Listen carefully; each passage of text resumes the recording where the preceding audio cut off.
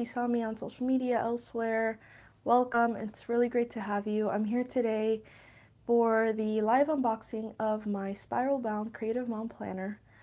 It's really exciting. I'm really excited to share it with you.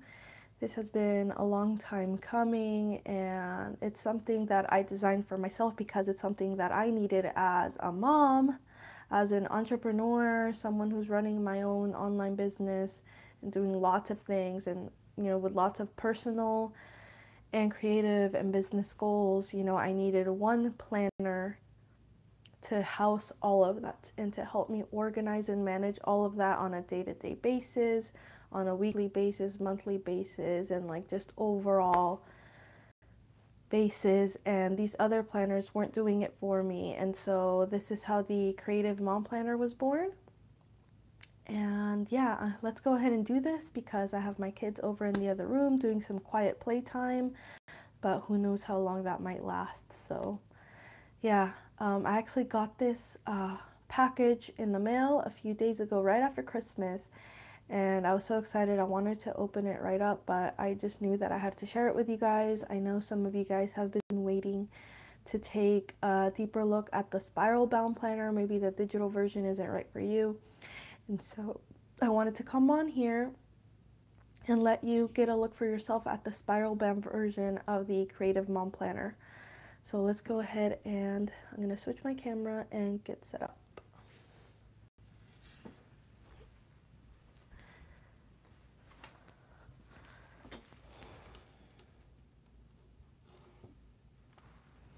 Okay, so you guys can see, here's the package. I haven't even opened it yet. And let me just hit refresh on my YouTube and see if this video is showing up. Oh, good. Yeah.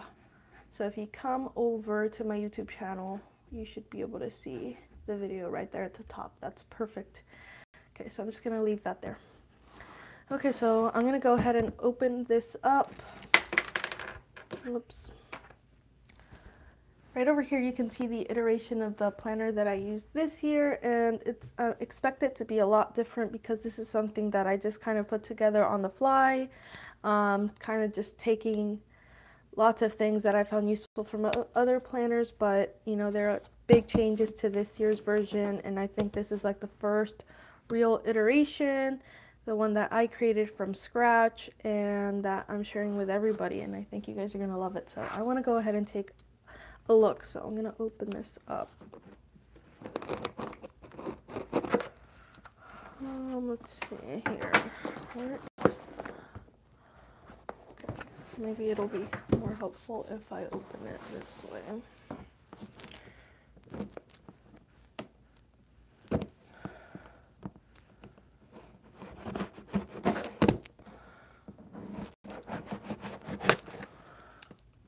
If you guys want to be reading more about the planner and checking out the features and some of the pages, you can always do that at writermom.net/planner. That's where you can get the planner and learn more about it.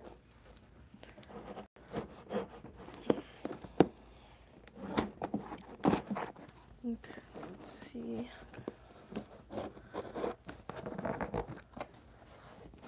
Let's see if this works.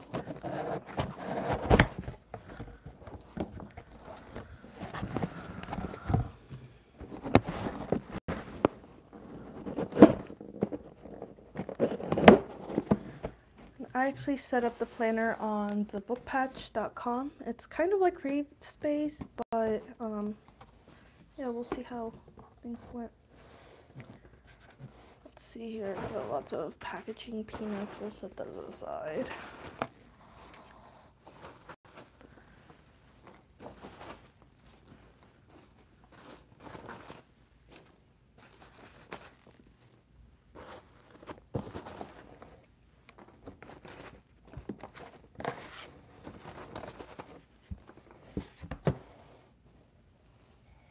Stay. Okay. Lots of packaging peanuts here. Okay, let's see.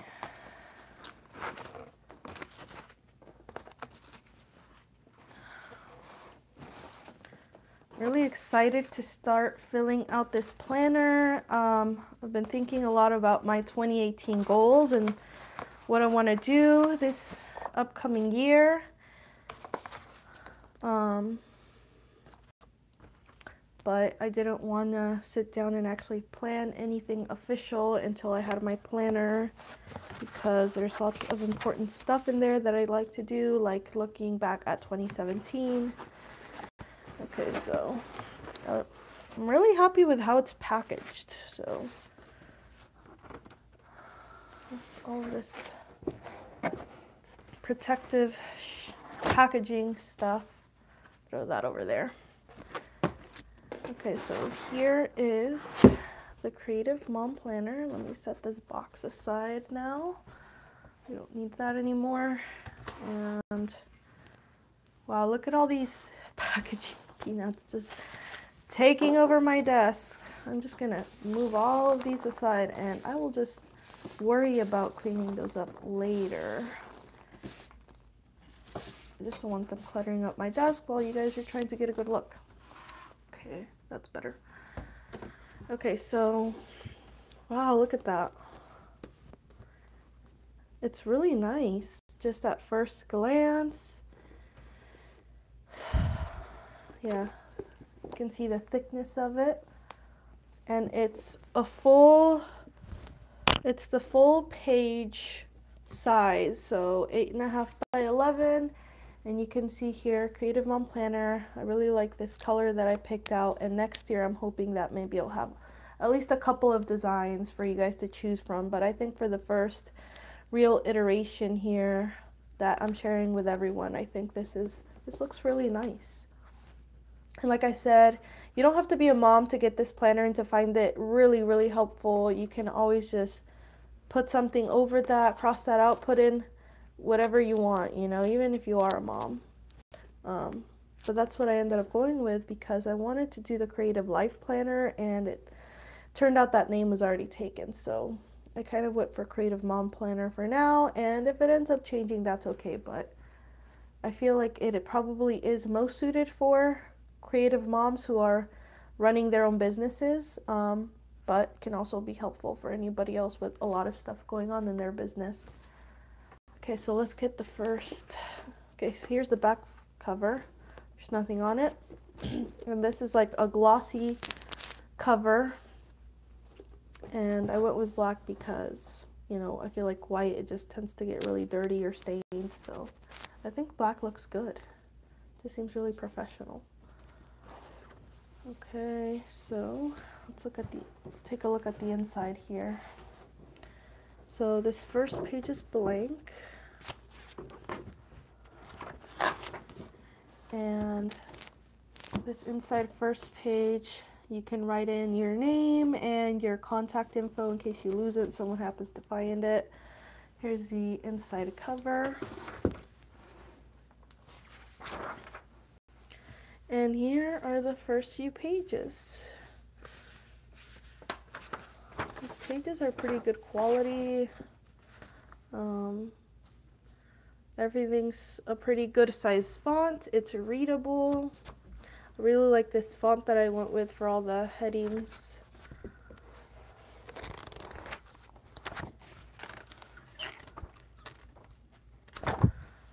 This is going to be my most valuable tool going into 2018. I can go ahead and tell you, because this one over here was my most valuable tool, right up there with my mailing list for 2017. So this is what I'm going to sit down and do over the next few days. I'm really excited. I love this time of year because it's like, it feels like a fresh new start. Like this past year was great. You know, things didn't go perfectly. I still did a lot of things. I accomplished a lot of things, but I just always love starting a new year and looking back at the past year and just like seeing where I'm going to go next. I love this time of year. So here on the first few pages, so these first couple pages are called So Long 2017. And it's all about looking back at 2017 and just reflecting on, you know, what are some of the best things that happened in 2017? What worked? what didn't work and what good came from that? What did I learn? What was I most grateful for? What made me happy? So I think all of that's really important, because all those things that made you happy and that really helped you out as a person and helped your business, you want to make sure you take that into the next year with you. But you also want to make sure you're leaving behind, you know, what didn't make you happy, what didn't work, what lessons did you learn. It's so important to reflect on that. I think so many people don't do that. And it's just so vital for you as a person and for you as a business to reflect and learn before you go on to the next year. Here, the next couple of pages are Welcome 2018. So now we're kind of setting up for the next year. You know, what do you want? How do you want to feel? What would a breakthrough year look like for me? What are your biggest goals? You know, you don't have to get specific here, but just think of like the big picture. What do you want for the year? And what are you going to do and stop doing to make that happen? What's your theme or word for 2018? I love this. Although sometimes throughout the year, I'll just like kind of forget about it. But I feel like even subconsciously, like I'm always thinking about like your theme, my theme or word for 2018, and just like for 2017, I think it was, gosh, I already forgot. It's on my blog, but I think it was like purpose. Yeah, that's what it was. It was like doing everything with a purpose, and just like not just doing meaningless or busy work, but just like always doing everything with a purpose and kind of keeping my head in the game, staying in the moment, you know. In the next page, you have your yearly calendar. I was worried this might be too small, like the font size might be too small, but I think it turned out pretty good. Definitely legible. And you can see it broken down by day. And yeah, you can just get your yearly glance here at the whole year. My birthday's gonna fall on a Saturday this year. And then here on the next page, there's room for your morning routine, your evening routine. I definitely have a morning routine, and it happens on most days, on good days. This end of the year has just been kind of crazy with all the holidays and everything. I feel like I'm just not consistent with it right now, but when I have good days, it's always because I start my morning strong. And then I would like to create an evening routine, so there's space for that too. Let me go ahead and open this up again. I can hear my kids roaming about, so. Okay, daily schedule. This doesn't always work for me. I always try to implement a daily schedule, but, you know, it might work for you. I guess you could always, you know, change it if you needed to. Weekly schedule. This is good if you want to try out batch scheduling and try, you know, maybe you have a couple of fiction days throughout the week where all you do is draft, or like a marketing day or anything like that. That's kind of cool. That's something that I didn't find that worked for me yet, but I might try it again soon now that the baby's older. Here are your first quarter goals. So this year I'm planning things out by quarter, and I'm looking at things a quarter at a time. Even though I'm still kind of thinking about my whole year and where I want to go and a couple of the big things I want to accomplish, I'm just going to focus on one quarter at a time and go from there, because planning out the whole year can be a waste of time if you have littles like me and, you know, things change or you burn out, or, you know, like my kids, you know, they were sick the whole fall season. So first quarter review. You can see some of these pages on my website, writermom.net/planner, if you want to get a closer look. Second quarter goals. In this planner over here from 2017, I actually put these quarterly pages in the back and I completely forgot about them. So I still did my quarterly reviews and goals and everything like that, but I did it in Evernote and I completely forgot that they were in my planner. So with this iteration, I put them in the front because this is really important reference information anyway. And then I also included a mid-year review and an end-of-year review. So again, just to keep you reflecting and learning and on your toes throughout the year. fourth quarter goals. Let me know if you guys have any questions in the chat or comments. And I would be happy to answer them.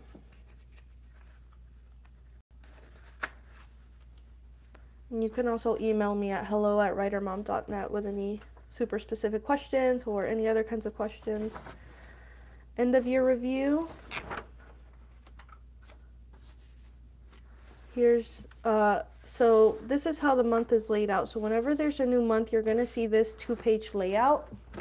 Let me show you. So on the left side, you'll see the monthly calendar, and it's broken down by the whole month. And what I love about this is that you can use it not just to see like what day is happening, you know, the 18th. If you have something important, you can write that down.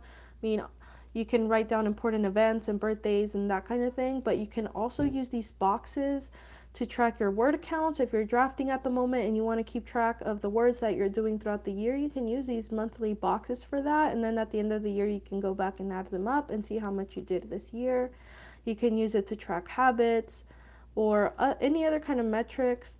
I want to use this as an editorial calendar for Writer Mom, so I think that's another good idea. If you have any kind of blog or podcast or YouTube channel, anything like that, this can come in handy for helping you plan out. Like if you have a video that goes out every Thursday like me, you can write down what you want to do, just like a title idea for it. And then on the right hand side page, you'll see your January goals. So this is the place for your January goals. I think it has like 14 or 15 spots, and you can just write down for the month, okay, what are your big goals that you want to hit this month? And this will be taken, so you're going to look at your quarterly goals and you're going to say, okay, so if that's going to happen, if I'm going to make that happen, what do I need to do this month? And so, you know, you're just breaking things down into smaller chunks, and this is how those big goals happen, you guys, by breaking them down. And then at the end, you're going to come back and you're going to just reflect a little bit. Did you reach your goals? What worked? What didn't work? How will you pivot? So, and it's always fun to come back to and just see like how you did and your thoughts. So that's why I always like including room for reflection and just writing down how things went. Then for every week, you'll see this layout. So week of January 1st, so this week I will, and so you have like 12 spots there. I mean, I could have fit more, but I mean, it's 1 week, it's 7 days, so there's only so much you can do in a week. You don't want to cram too much into it either. And so again, you're going to take those monthly goals and you're going to break them down by week. And at the end of the week, how did you do? And then there's space here so you can go back and review your monthly goals and review your quarterly goals. There's no sense in coming up with these goals and then you just forget about them and you never look at them again. It's really important to be looking at them at least every week so that you know where you're going and you're not going to just forget what it is that you're doing, and you're just going to kind of wander and meander and throughout the whole week or the whole month, and then you come back to your monthly goals eventually and you accomplished nothing because you forgot. And then on this side, you have weekly notes. I found myself always needing space to jot stuff down.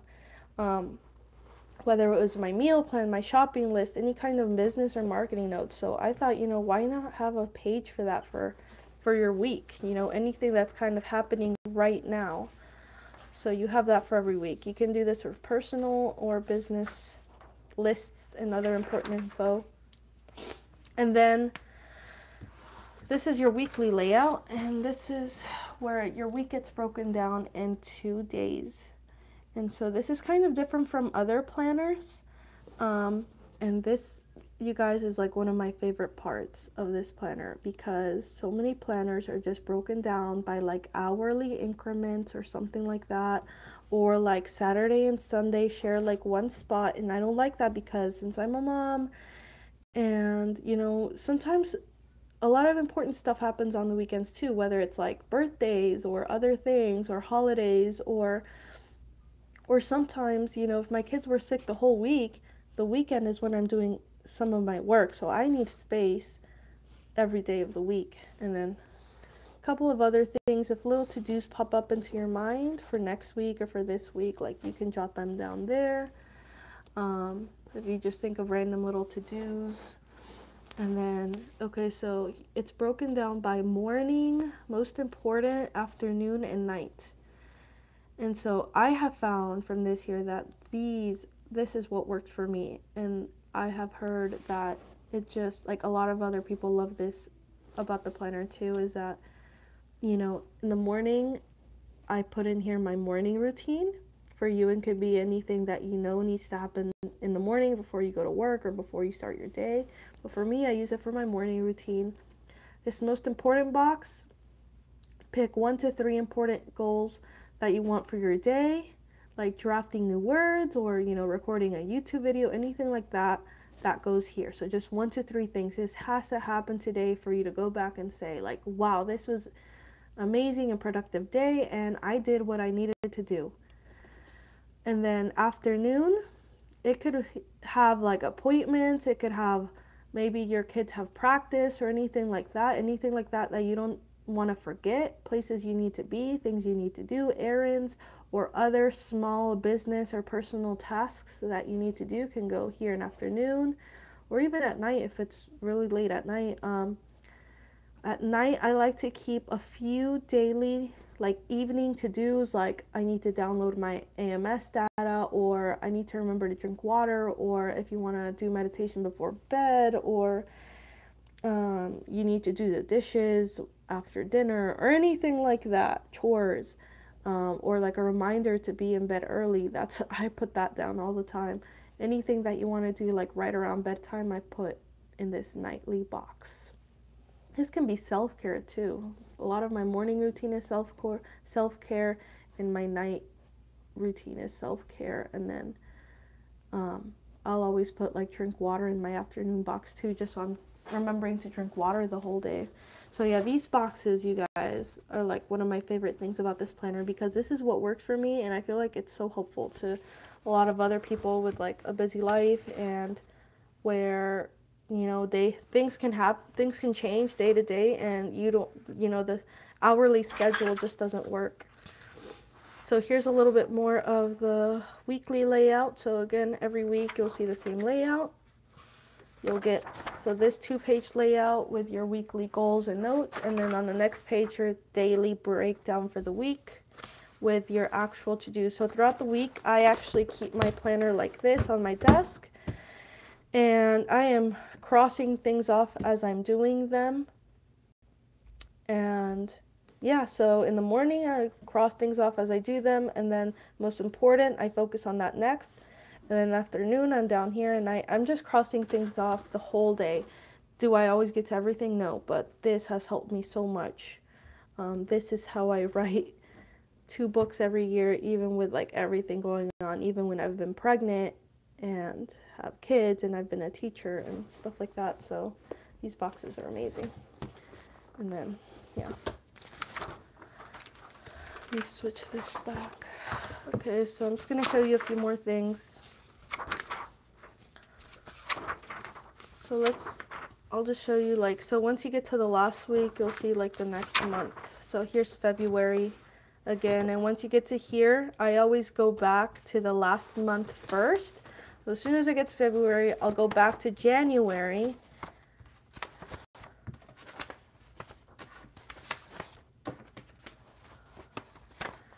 And I will look at my goals, and I will cross off everything or check off everything that I was able to do. I'll reflect and that kind of thing.